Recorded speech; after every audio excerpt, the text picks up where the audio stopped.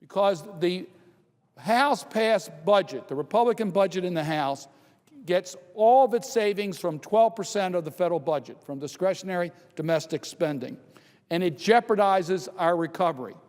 Mark Zandi, the economist from Moody's, said that it would lose 700,000 jobs if the House-passed Republican budget were enacted into law.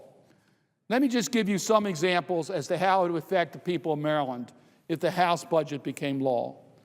First, let me talk a little bit about some of the budget cuts itself. About 10 days ago, I was at the Greater Baden Health Center in Prince George's County, Maryland. They're expanding that health center to include prenatal care. And the reason, quite frankly, is that the infant mortality rate in Maryland is way too high. We rank 29th in the nation. Well, that's unacceptable. In the African-American community, the infant mortality rate is 260% of that of the white community. The problem is that we have too many low-weight, birth weight babies. Some die and become part of the infant mortality statistics. Others survive and have complications throughout their life. It's in our interest, from every perspective, to bring down that infant mortality rate and to provide prenatal care for women so that we have healthier babies. I would hope we would all agree to that. Well, we're doing something about that in Maryland, using monies that were part of the Affordable Care Act. The Republican budget would eliminate that funding. That community would not be able to expand with prenatal care, to do something about the health of our citizens. 2,900 community health workers would lose their jobs in Maryland. 2,900 community health workers would lose their jobs in Maryland if the House-passed budget, H.R. 1, became law.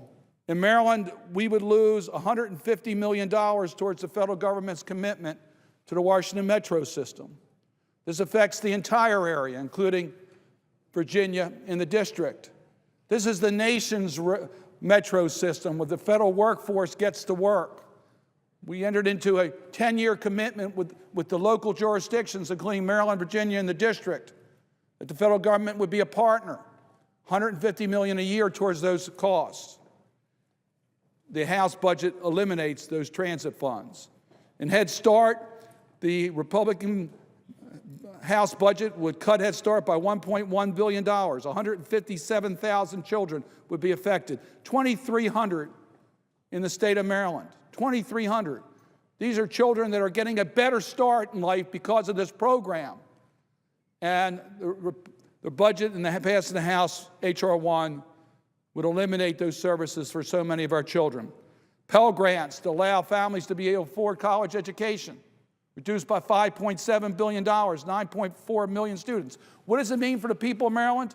It means those who have Pell Grants today could see their grants go down by as much as $650. I can tell you, Mr. President, there are many families in Maryland that just can't afford that extra $650. And without a college education today, it's difficult to be able to be as competitive as you need to be in order to take advantage of our economic opportunities. The WIC program that helps women's, infants, and children, cut by 10% under the House-passed budget.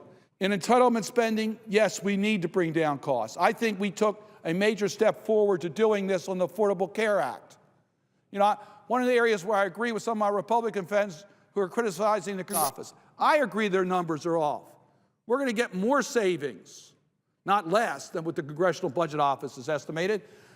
I am convinced that when you deal with people in preventive health care, you use better information technology, where you manage people's diseases, where you deal with readmissions so people understand what they need to do to stay healthy. When you put all that together, when you expand our community health centers, as I was saying earlier about what's happening at the Greater Baden Center on prenatal care, when you do all that, it's going to bring down the growth rate of health care costs. America spends well more than any other nation in any way you want to calculate it on health care.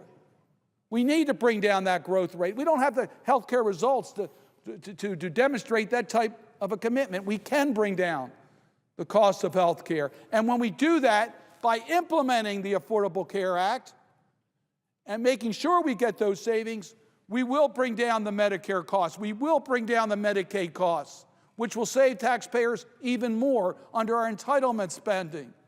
We can get those savings. And by the way, we're going to save middle-income families in this country by also reducing their costs in health care. That's what we need to do, making our economy stronger. So we can do something about entitlement spending.